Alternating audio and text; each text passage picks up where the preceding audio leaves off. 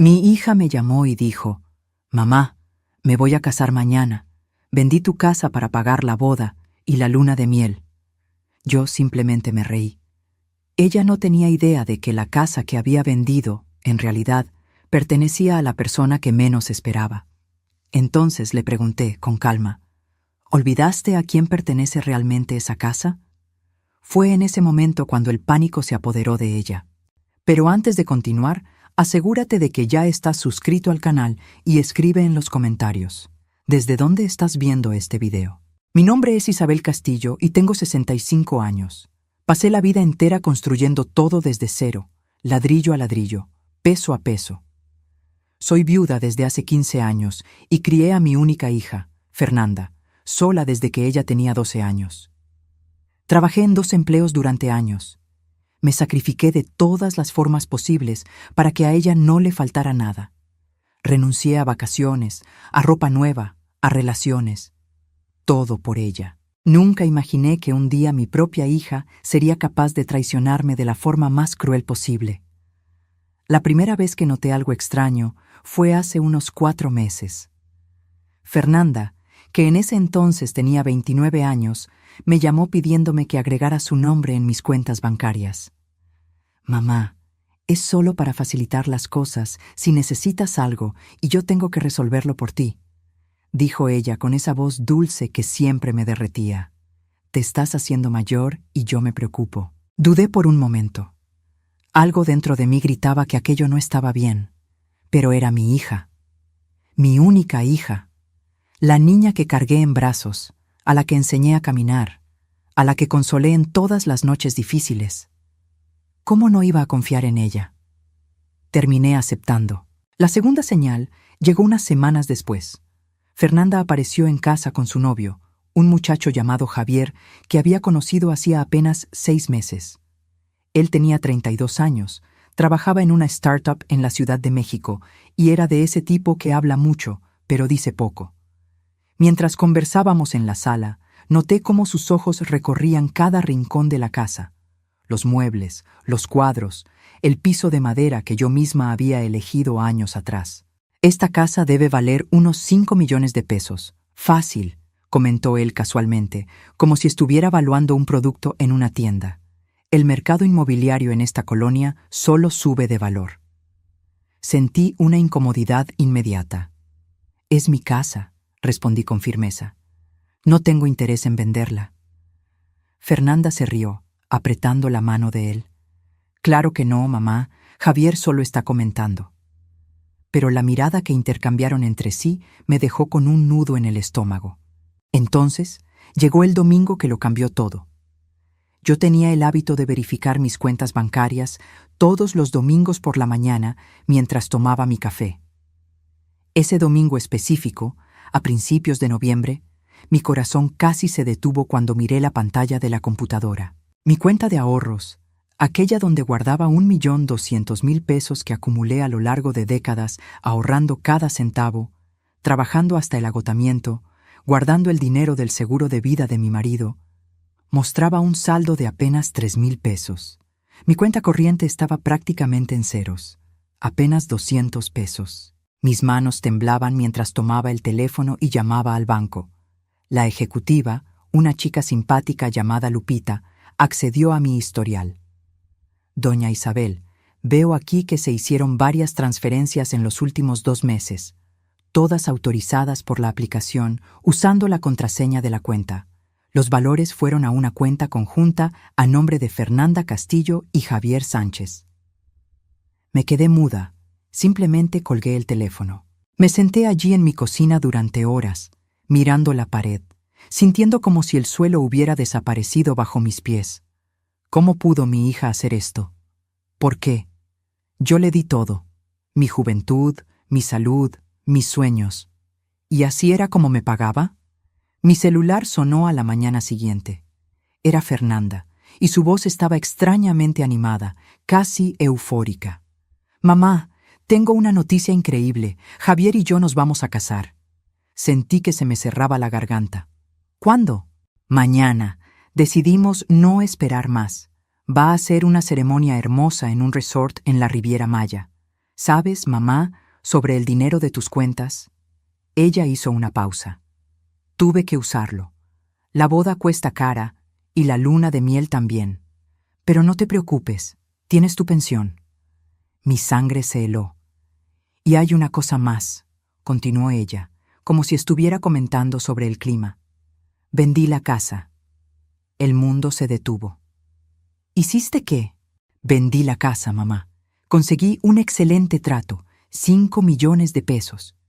Usé el poder notarial que firmaste cuando estabas enferma el año pasado, ¿recuerdas? La escrituración se hizo ayer.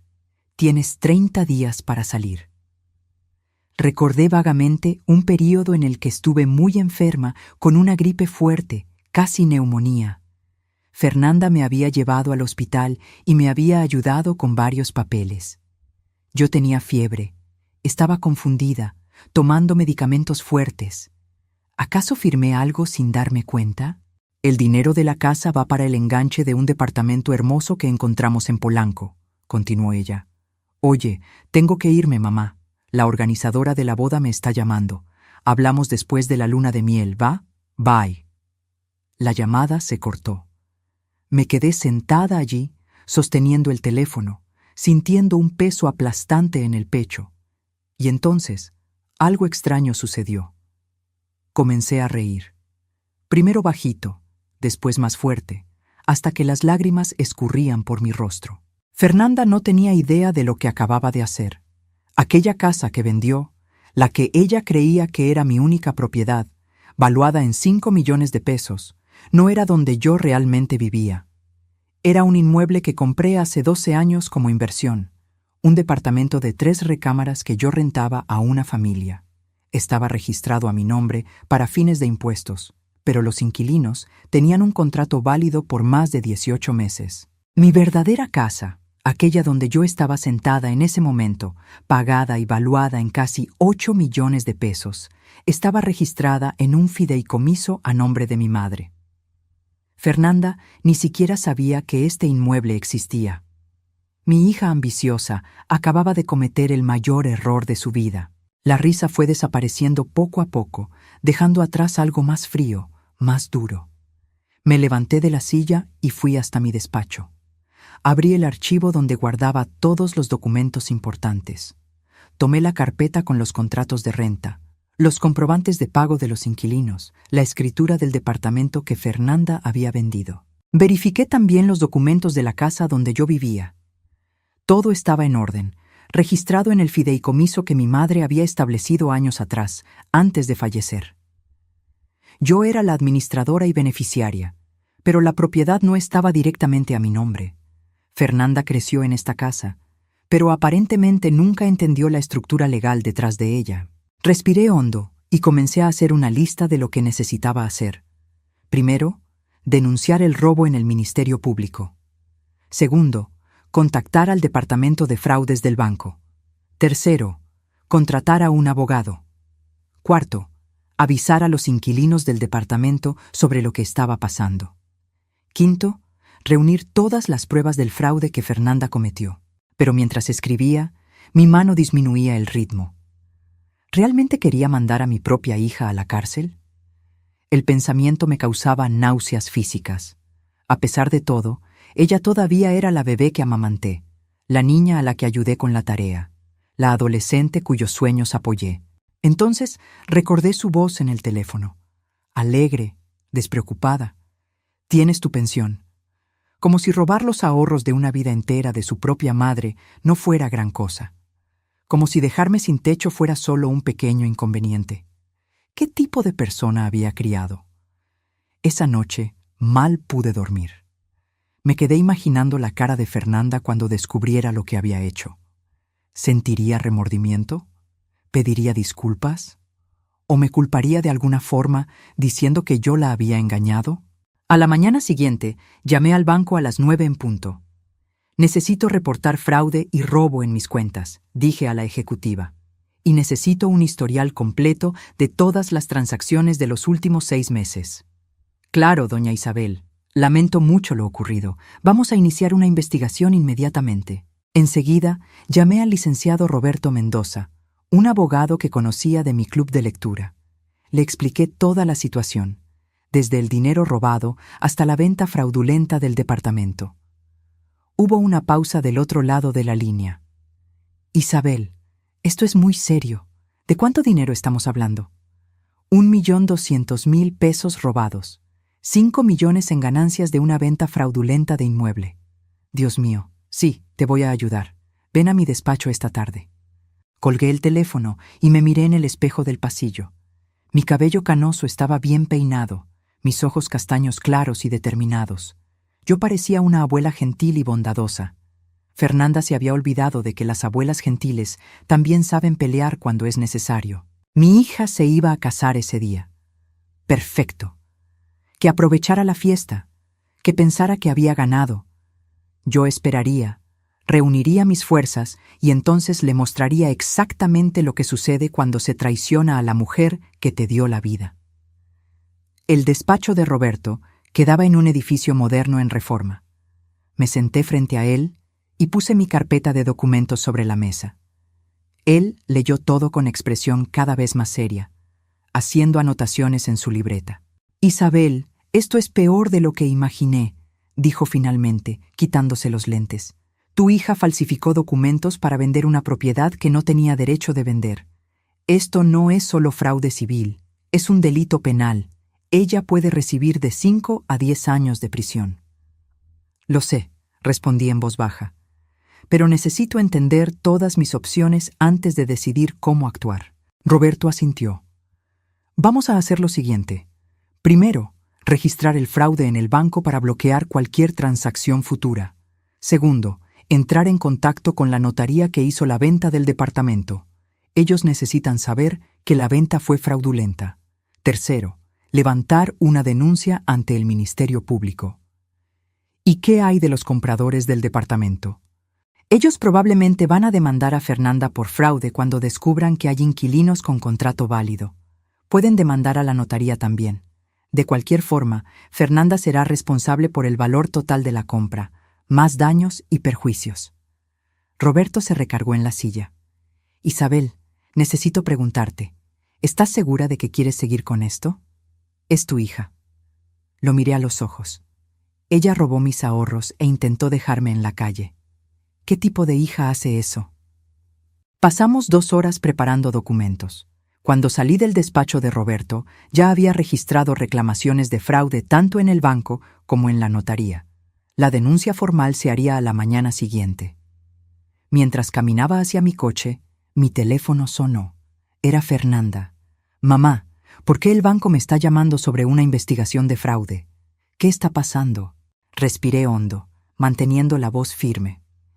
«Fernanda, el banco marcó los retiros de mi cuenta como sospechosos. Es procedimiento estándar cuando grandes cantidades son transferidas. Pero yo soy tu hija, diles que todo está bien». «¿Está todo bien, Fernanda? Tomaste más de 1 millón de pesos sin mi permiso». Su voz cambió, volviéndose más dura. «Yo tenía tu permiso, tú me diste acceso a tus cuentas. Para emergencias, no para robar todo lo que tengo». «Yo no robé, lo tomé prestado. Javier y yo te vamos a pagar cuando tengamos condiciones». Ella sonaba defensiva ahora, atrapada en la mentira. Y la venta del departamento fue totalmente legal. Yo tenía poder notarial. «Fernanda, yo nunca firmé un poder notarial». Silencio. «Sí, sí lo firmaste. El año pasado, cuando estabas enferma. ¿Recuerdas que te llevé al hospital?» Mi sangre se heló. Yo realmente había estado muy enferma en ese periodo, hospitalizada por 3 días con fiebre alta y problemas respiratorios. Apenas recordaba aquellos días, la confusión, los medicamentos fuertes, el cansancio. ¿Acaso Fernanda se había aprovechado de mi enfermedad para hacerme firmar papeles que yo no entendía? «Necesito ver esos documentos», dije. «Mamá, deja de complicar las cosas. Todo está dentro de la ley». Su voz cambió, volviéndose suplicante. «Por favor, la boda es hoy, no quiero este estrés. Deberías haber pensado en eso antes de robarle a tu madre». Colgué antes de que ella pudiera responder. Esa noche, mi amiga Beatriz vino a visitarme. Le conté todo, observando su expresión cambiar de shock a rabia. «Esa desgraciada», dijo ella. «Isabel, sabes que estoy aquí para lo que necesites». «Gracias. De hecho, necesito un favor. ¿Puedes ayudarme a contactar a los inquilinos del departamento? Ellos necesitan saber lo que está pasando». Llamamos juntas. La señora Patiño contestó con voz preocupada. «Doña Isabel, ¿está todo bien?» Le expliqué la situación de la forma más delicada posible. Hubo un largo silencio. «¿Entonces su hija vendió el departamento donde vivimos sin avisarnos?», preguntó ella, incrédula. «¿Qué pasa con nuestro contrato?» «Su contrato sigue siendo válido», le garanticé. «Estoy trabajando con mi abogado para resolver esto. Ustedes están protegidos, pero quería que supieran por si los compradores intentan contactarlos». «Híjole, gracias por avisarnos. Si necesita alguna cosa, declaraciones, testimonios, lo que sea, cuente con nosotros». Después de que colgamos, Beatriz nos sirvió té. «Fernanda no tiene idea de lo que se le viene encima, ¿verdad?» «No», respondí. «Ella piensa que soy solo una vieja a la que puede manipular». A la mañana siguiente recibí un correo electrónico de la notaría. Mis manos temblaban mientras leía. «Doña Isabel, nuestra investigación interna reveló serias irregularidades en la venta del inmueble. El poder notarial presentado por Fernanda Castillo parece contener su firma, pero la certificación corresponde a un notario cuya licencia estaba suspendida en la época. Además, el documento está fechado durante su periodo de hospitalización, pero nuestros registros muestran irregularidades en el proceso. Estamos tratando esto como posible falsificación y fraude. Hemos congelado todos los fondos de la venta mientras la investigación esté en curso. Los compradores han sido notificados y están tomando medidas legales».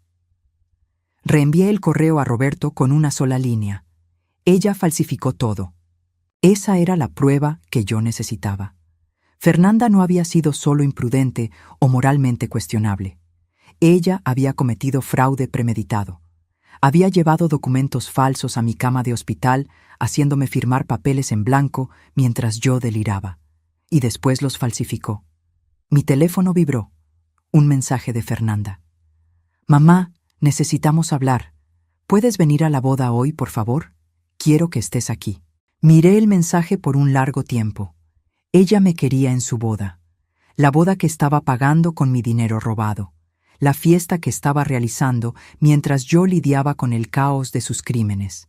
Escribí de vuelta: «Estaré ahí». Que se casara con su novio calculador. Que festejara con mi dinero robado. Que creyera que se había salido con la suya. Yo sonreiría, tomaría fotos, jugaría a ser la madre orgullosa. Y cuando ella menos lo esperara, le mostraría las consecuencias de traicionar a la mujer que le dio la vida.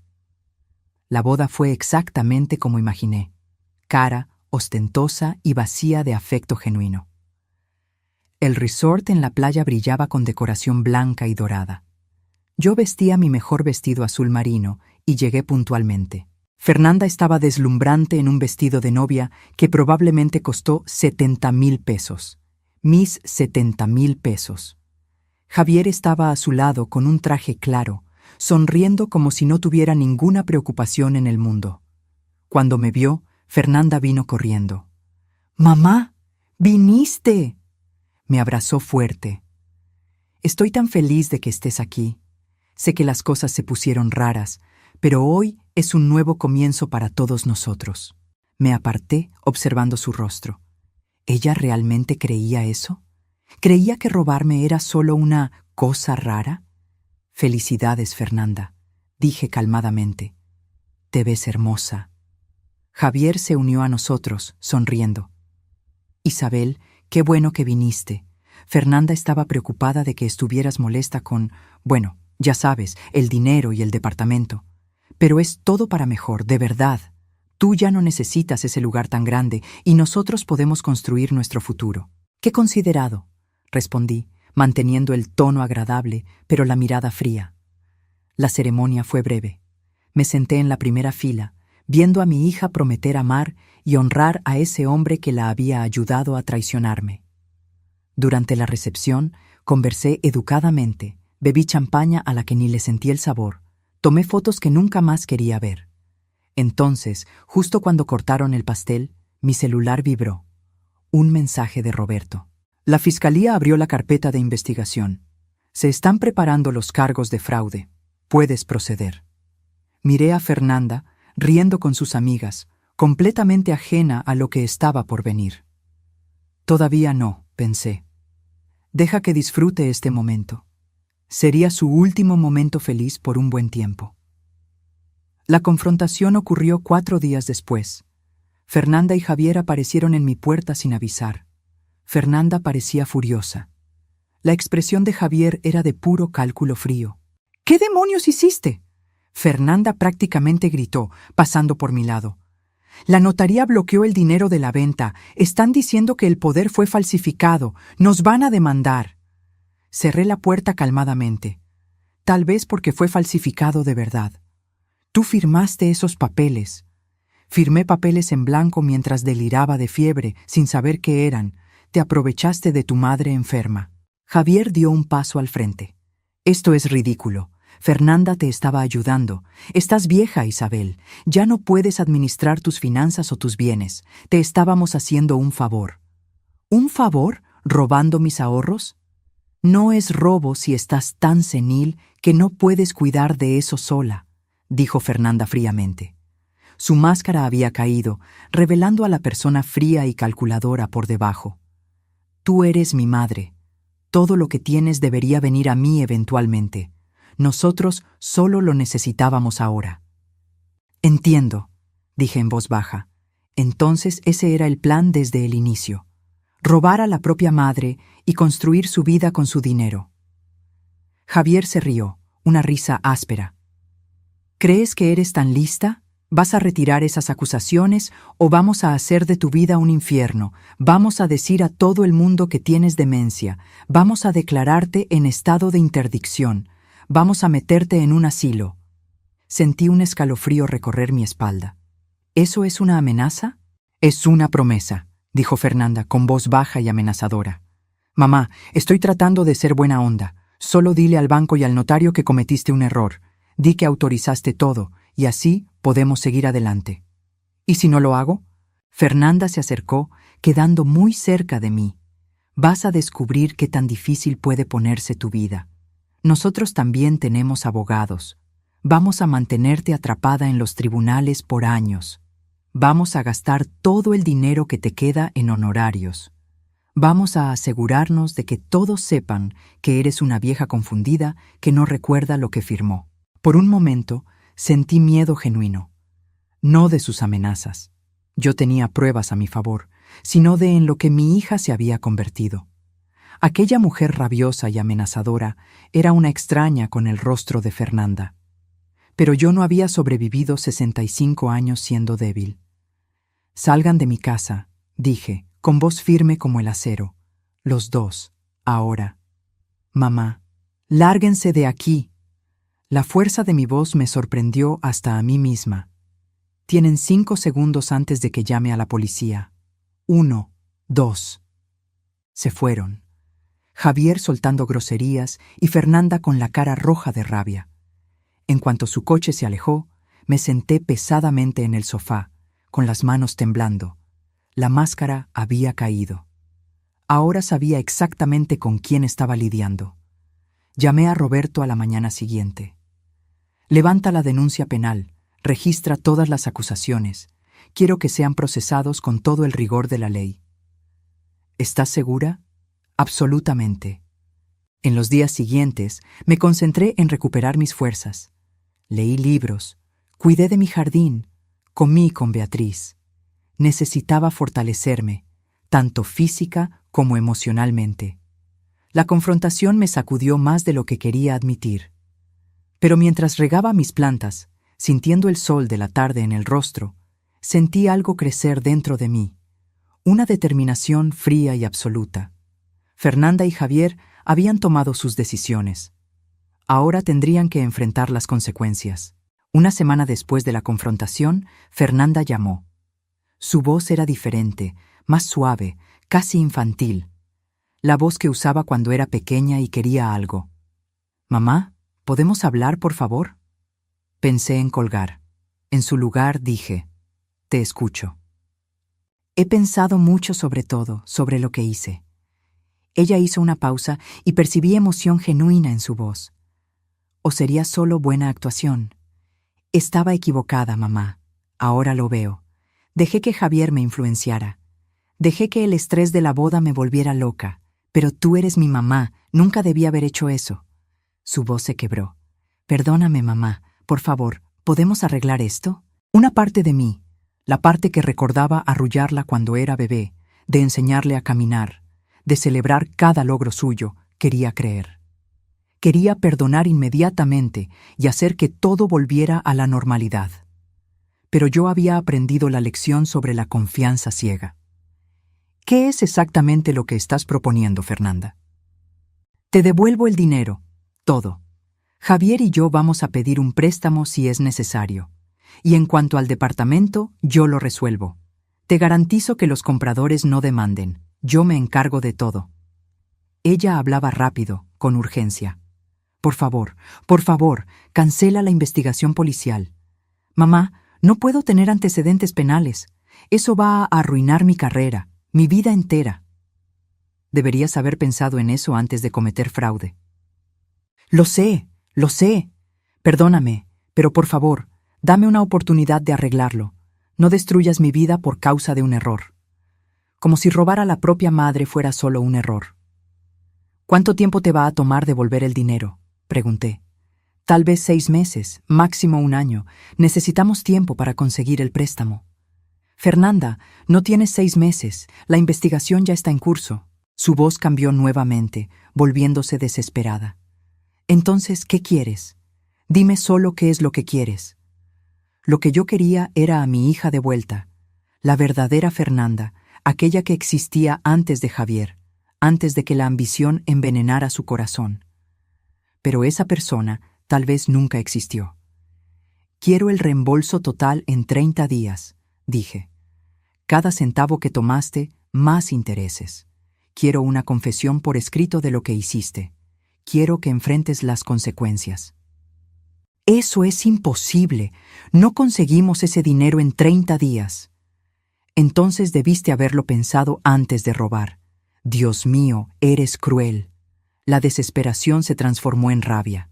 Soy tu hija, tu única hija. ¿Cómo puedes hacerme esto? ¿Cómo pudiste hacerme lo que me hiciste tú a mí? Respondí en voz baja. Adiós, Fernanda. Colgué y bloqueé el número. Esa tarde, Javier vino solo.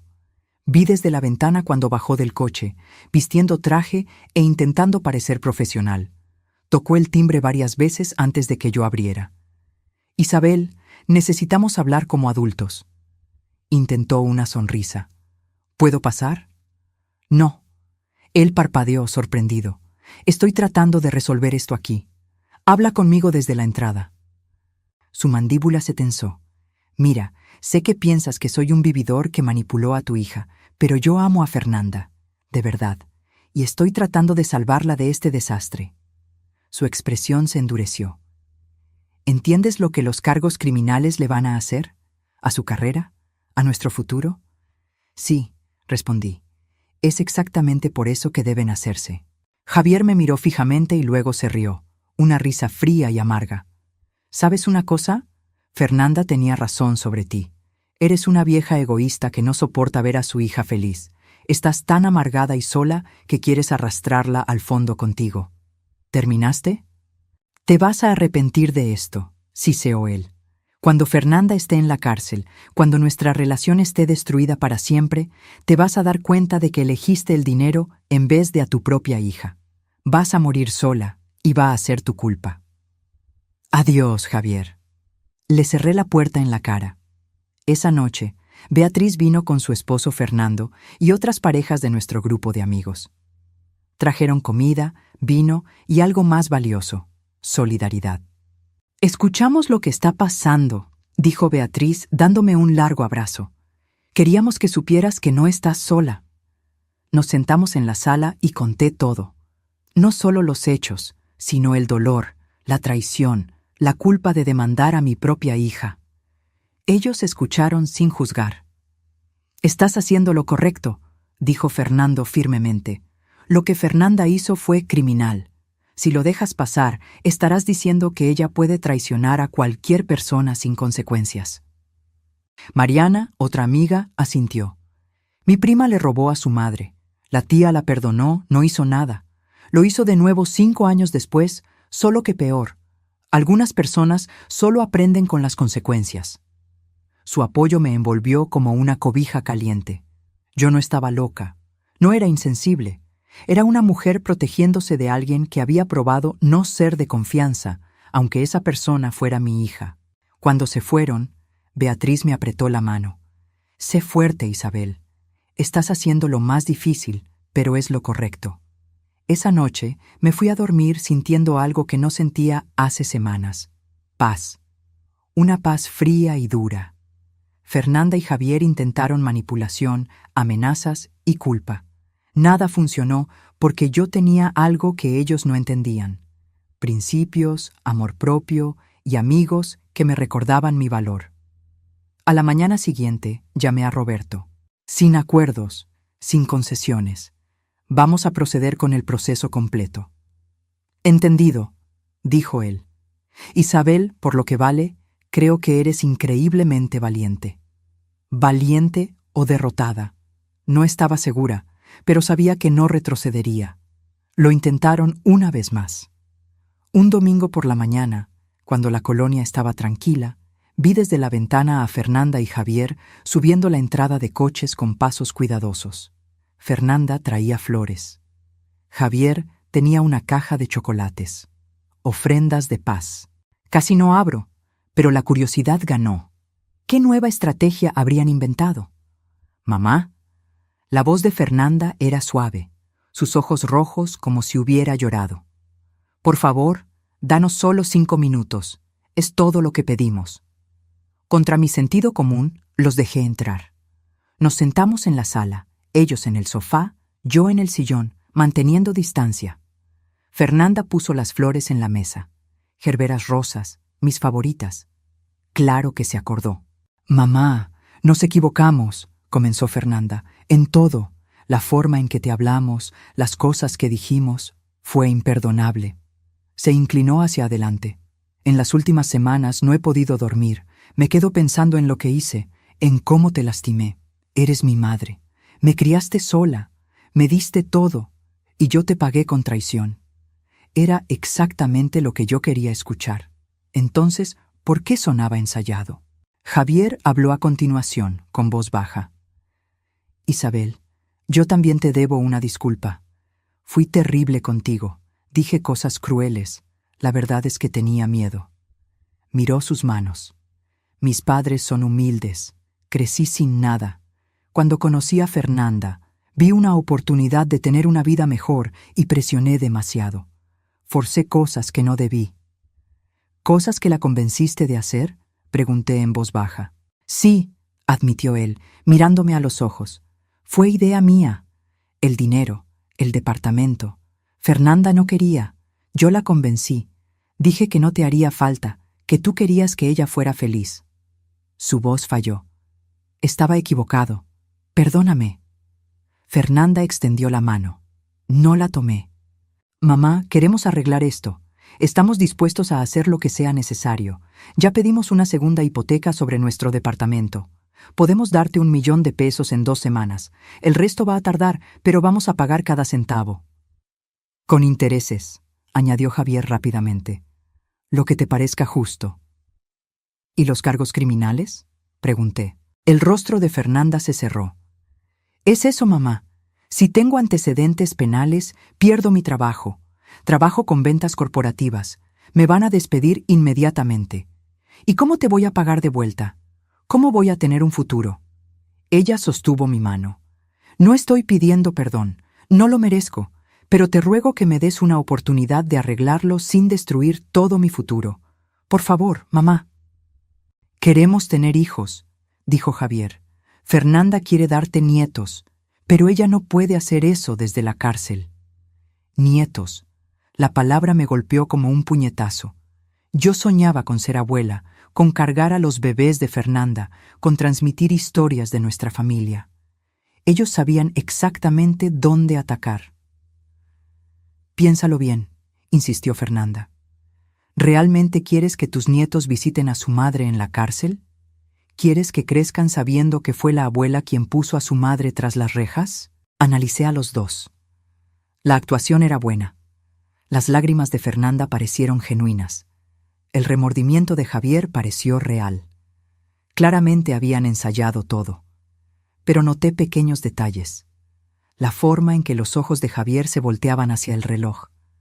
La presión de la mano de Fernanda intensificándose cuando no respondí inmediatamente. La tensión en sus hombros. ¿Qué pasa si digo que no?, pregunté en voz baja. El cambio fue instantáneo. La expresión de Fernanda se endureció. Javier se recargó, cruzando los brazos. «Entonces estás eligiendo destruir a tu hija», dijo Fernanda secamente. «¿Y por qué? Dinero que ni necesitas. Tienes esta casa enorme, tu vida cómoda. Estás quitándome la mía por despecho». «No es despecho, es justicia». «¿Justicia?». Javier soltó una risa sarcástica. ¿Quieres hablar de justicia? ¿Y qué hay de la familia? Fernanda es tu única hija. Todo lo que tienes va para ella cuando te mueras, de cualquier forma. Nosotros solo lo necesitábamos antes. ¿Entonces están diciendo que yo debería haberme muerto antes, para facilitarles las cosas? No distorsiones mis palabras, replicó Javier. Estoy diciendo que eres una vieja vengativa que no soporta ver a su hija feliz con otra persona. Fernanda no me defendió. Solo observó, esperando a ver si este enfoque funcionaría donde la gentileza había fallado. Me levanté lentamente. «Salgan. Mamá, salgan». Mi voz temblaba de rabia. Ustedes entran a mi casa con sus lágrimas falsas y manipulaciones, tratando de hacerme sentir culpable para que los deje robarme impunemente. ¿Creen que no veo lo que están haciendo? Fernanda se levantó con el rostro colorado. Te vas a arrepentir de esto. Cuando yo esté en una celda, cuando Javier me deje porque no puedo mantenerlo, cuando pases el resto de tu vida sola en todas las Navidades, recuerda que tú elegiste esto. Yo no elegí esto, respondí fríamente. Tú lo elegiste el día en que decidiste robarle a tu madre. Javier agarró el brazo de Fernanda. Vámonos, ella no vale la pena. Déjala pudrirse sola en esta casa con su precioso dinero. Salieron azotando la puerta. Me quedé en la sala temblando, no de miedo, sino de furia pura. Ellos habían intentado todo. Disculpas, manipulación, culpa, amenazas. Me ofrecieron nietos como moneda de cambio. Pero bajo la rabia sentí otra cosa. Un hilo frío de miedo. ¿Y si Fernanda tuviera razón? ¿Y si la estuviera destruyendo? ¿Y si, años después, me arrepintiera? No. Alejé esos pensamientos. Hoy vi más allá de las máscaras. Vi el cálculo, la manipulación, la completa falta de remordimiento genuino. Ellos no estaban arrepentidos de lastimarme. Estaban arrepentidos de haber sido atrapados. Tomé las gerberas que Fernanda trajo y las tiré a la basura. Después llamé a Roberto. Intentaron manipularme de nuevo para que retirara los cargos. Le conté sobre la oferta de restitución parcial a cambio de no demandar. ¿Qué les dijiste? Les ordené que salieran de mi casa. Hubo una pausa, después la risa cálida de Roberto. Muy bien, Isabel. Eso requirió mucha fuerza. Fuerza. ¿Era eso? ¿O era terquedad, orgullo, venganza? Ya no lo sabía, pero sabía que no podía retroceder. No después de que me mostraran tan claramente quiénes eran realmente. El día de la audiencia llegó 6 semanas después. Roberto me preparó para todo. El proceso, las preguntas, la posibilidad de que Fernanda aceptara un acuerdo. Pero Fernanda, terca e ilusa, se negó. Ella insistió en pelear, convencida de que persuadiría al juez de que era la hija contra la madre vengativa. Vestí un traje sastre gris simple, maquillaje discreto. Roberto me aconsejó parecer comprensiva pero fuerte. «No eres víctima», dijo. «Eres sobreviviente». El tribunal estaba frío, luces fluorescentes reflejándose en el piso pulido. Me senté detrás de la mesa de la acusación, manos calmadamente cruzadas. Fernanda estaba del otro lado con Javier y su abogado, un hombre elegante llamado Licenciado Silva, especialista en defensa penal.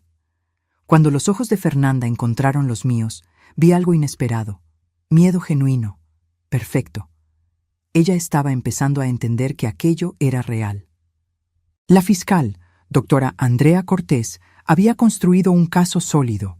Registros bancarios mostrando transferencias no autorizadas, testimonio de la notaría sobre el poder falsificado, análisis pericial de la firma fraudulenta, testimonio de los inquilinos sobre la venta ilegal.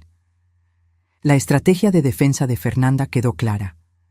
Pintarme como confundida y vengativa. Afirmar que ella actuó con mi permiso.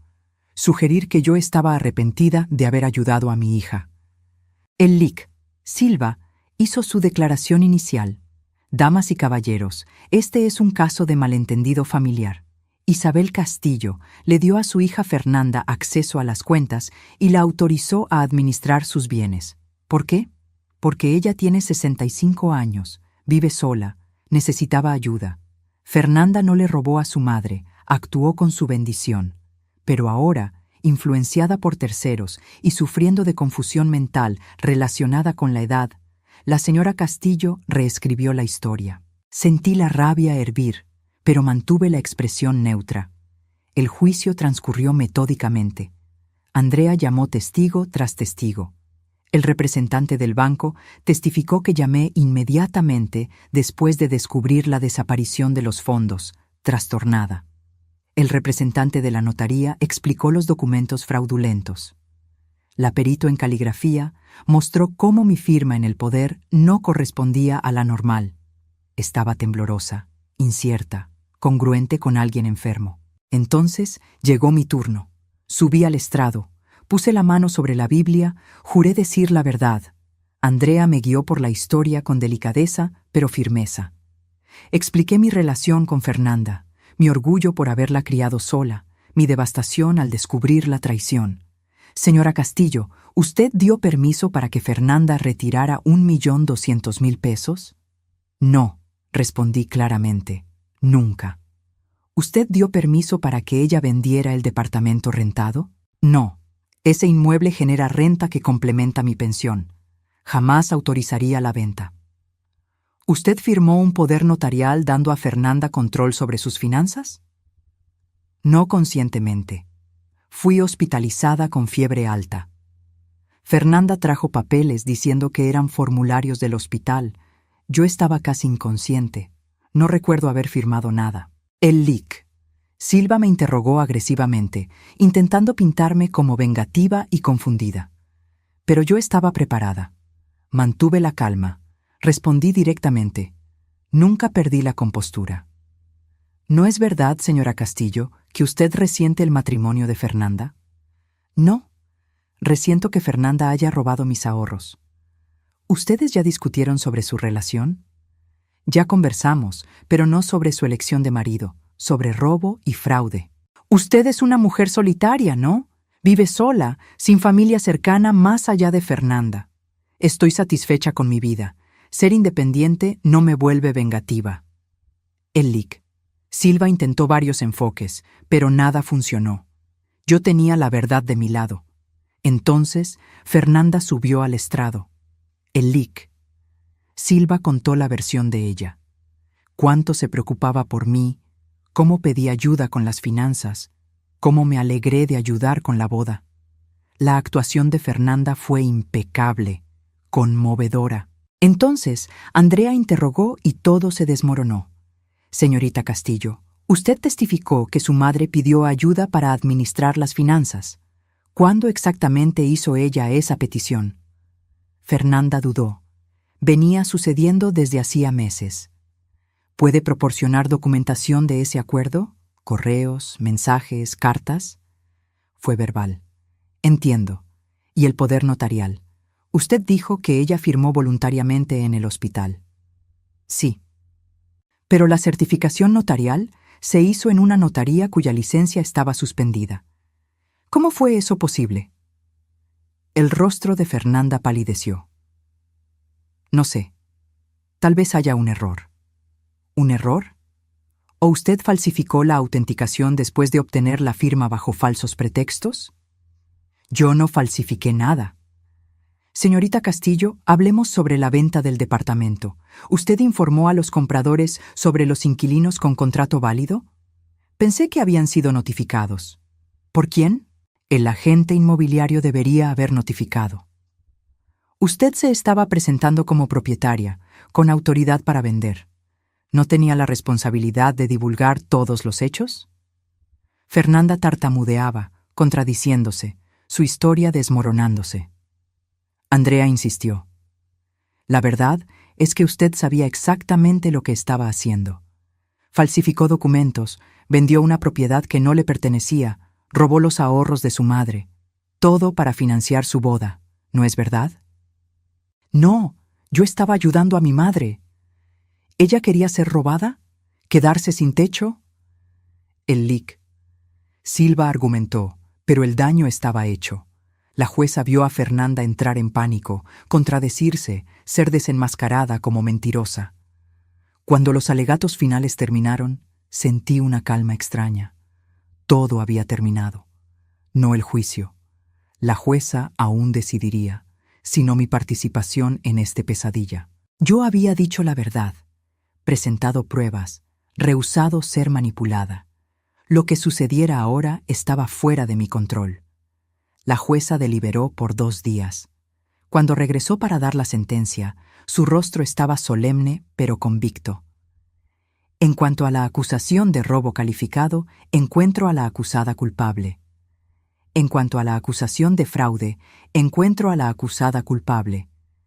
En cuanto a la acusación de falsificación, encuentro a la acusada culpable. El rostro de Fernanda se deshizo. Javier soltó un sonido ahogado.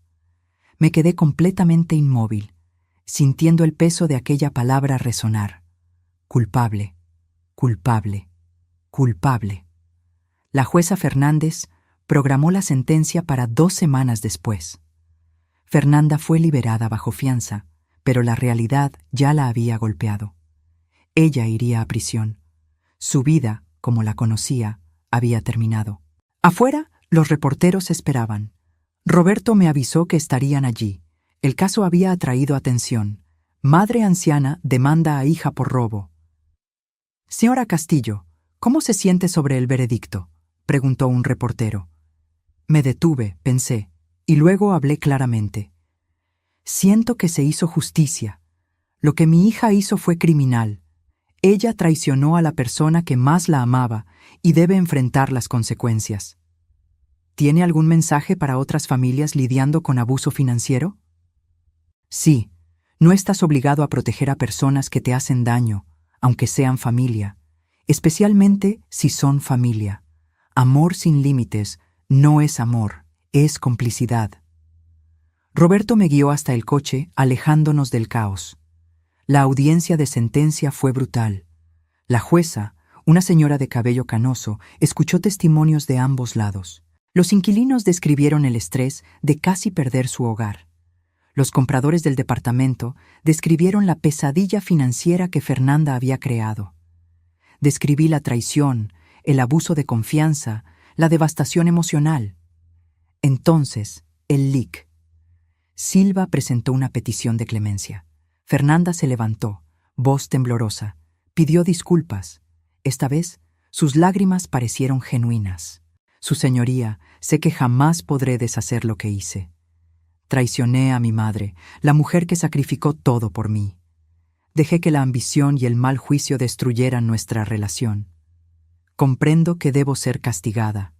Pido solo misericordia, una oportunidad de reconstruir mi vida y de alguna forma reparar mis errores. La jueza la miró por un largo momento. Señorita Castillo, usted no cometió un error. Hizo una serie de elecciones calculadas, falsificó documentos, explotó la enfermedad de su madre, cometió fraude contra varias personas. Estos no fueron crímenes pasionales, fueron crímenes de privilegio y ambición. Ella hizo una pausa. Usted no demostró remordimiento hasta ser atrapada. Amenazó a su madre cuando ella buscó justicia. Usted no merece clemencia. Condenó a Fernanda a 5 años de prisión, con posibilidad de libertad condicional después de 3. Además, restitución integral para mí y los compradores, más gastos judiciales. El total superaba los 2 millones de pesos. Fernanda se derrumbó en la silla, sollozando. Javier se quedó paralizado, rostro tomado por el horror. Mientras el oficial se llevaba a Fernanda esposada, ella me miró una última vez. La miré fijamente, pero no dije nada. No había nada más que decir. Después de la sentencia, Roberto y yo nos reunimos para discutir la restitución. El tribunal congeló los bienes de Fernanda y Javier, explicó. El departamento será vendido, cuentas bancarias bloqueadas, te van a pagar de vuelta por años, posiblemente décadas. ¿Y Javier? No fue acusado criminalmente, ya que Fernanda asumió el protagonismo, pero es responsable por la restitución como esposo. Su salario puede ser embargado, bienes incautados. Él va a pagar por los crímenes de ella junto con ella. Pensé en el hombre que me había llamado vieja vengativa, que había intentado manipularme con promesas de nietos. La justicia tenía sus propios planes para él. En las semanas siguientes, las consecuencias se sucedieron. Fernanda perdió su empleo en ventas. Ninguna empresa contrataría a una expresidiaria. Las redes sociales de Javier, antes llenas de fotos de la boda, se quedaron a oscuras. Amigos se distanciaron.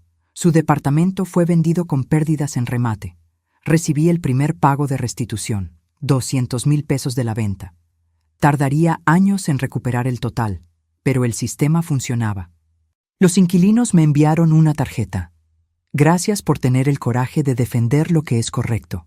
Usted salvó nuestra casa y enseñó a nuestros hijos sobre la justicia. Beatriz organizó una cena para celebrar el fin del juicio. Nuestros amigos brindaron por mi fuerza, resiliencia, negativa a ser victimizada. Hiciste algo extraordinario, Isabel, dijo Fernando. La mayoría se habría rendido. No tuve opción, respondí. Ella no me dio opción. Pero incluso celebrando, sentía el vacío que traía. Gané en el tribunal, pero perdí a mi hija. La niña que crié ya no existía, sustituida por esa extraña que valoraba el dinero por encima de todo. Aún así, tenía mi amor propio. Tenía mi casa, amigos, futuro garantizado. Y había enviado un mensaje que resonaría más allá de este tribunal. Las madres merecen respeto. Los ancianos merecen protección, y los crímenes contra la familia siguen siendo crímenes. Fernanda tendría 5 años en la prisión para reflexionar. Yo esperaba que, en algún momento, encontrara remordimiento genuino. No del tipo fingido que mostró en el tribunal, sino comprensión real de lo que había hecho. Pero independientemente de eso, yo había encontrado algo más valioso. A mí misma, mi fuerza, mi valor. Y nadie podría robarme eso. 6 meses después de la sentencia de Fernanda, mi vida floreció inesperadamente. Comencé una consultoría para ayudar a adultos mayores a protegerse del abuso financiero. Beatriz se unió a mí. Realizamos talleres en centros comunitarios. Cada persona que ayudaba me hacía sentir redimida. Mi dolor tenía propósito. Viajé a Argentina y Chile, lugares que siempre soñé conocer. Reencontré viejos amigos, hice nuevos. En mi cumpleaños número 66, Beatriz organizó una fiesta sorpresa. Mirando los rostros acogedores alrededor, me di cuenta de que Fernanda estaba equivocada. Yo no estaba sola. Tenía comunidad, propósito, felicidad genuina. Mientras tanto, el mundo de Fernanda se desmoronó. La prisión fue brutal para ella. Fue atacada 2 veces por otras reclusas. Desarrolló depresión severa y ansiedad. Javier se divorció de ella después de 9 meses, alegando que también era víctima. Él volvió a vivir con sus padres, trabajó en 2 empleos para pagar la restitución. Sus redes sociales desaparecieron. Nadie quería relacionarse con el hombre que le robó a una anciana. La carrera de Fernanda en ventas fue destruida. Su empleador anterior inició una demanda. Sus referencias fueron revocadas. La libertad condicional fue negada, sin perspectivas de empleo, sin cartas de apoyo, sin evidencias de rehabilitación. Ella cumpliría los 5 años íntegramente. Yo me había elegido a mí misma y, paradójicamente, esa elección me llevó al período más rico de mi vida. Conocí a un hombre maravilloso llamado Pablo en el club de lectura. Empezamos como amigos, después algo más. Él era viudo también, entendía mi dolor, mi camino. No era un romance ardiente de juventud, sino algo más profundo, compañerismo, respeto, amor maduro. Mi consultoría creció. Ayudé a decenas de ancianos a protegerse de hijos, nietos, sobrinos ambiciosos. Cada caso me recordaba por qué luché, por qué no retrocedí, por qué elegí la justicia sobre la culpa. Recibí una carta de Fernanda después de 1 año en prisión. Mis manos temblaron al abrirla. Mamá, sé que no merezco tu atención. Sé que destruí todo entre nosotras, pero necesito que sepas. Finalmente entiendo lo que hice. Aquí, lejos de Javier, lejos de las influencias, veo claramente. Te traicioné de la peor forma posible. Usé tu amor contra ti. Me aproveché de tu bondad. No estoy pidiendo perdón. No lo merezco. Pero quiero que sepas que estoy en terapia. Estoy enfrentando en quién me convertí. Estoy tratando de entender cómo llegué tan bajo. Tal vez un día, años en el futuro, podamos conversar, no como madre e hija. Perdí ese derecho, sino como 2 personas que comparten historia. Por ahora, quiero solo que sepas, tú estabas en lo cierto, en todo, con arrepentimiento genuino, Fernanda. Sostuve la carta por un largo tiempo. Parte de mí quería creer, quería responder, comenzar a reconstruir. Otra parte recordaba las manipulaciones anteriores, las lágrimas falsas, las promesas vacías. Guardé la carta en un cajón. Tal vez un día respondería, tal vez no. Por ahora estaba enfocada en mi propia curación, mi propio camino.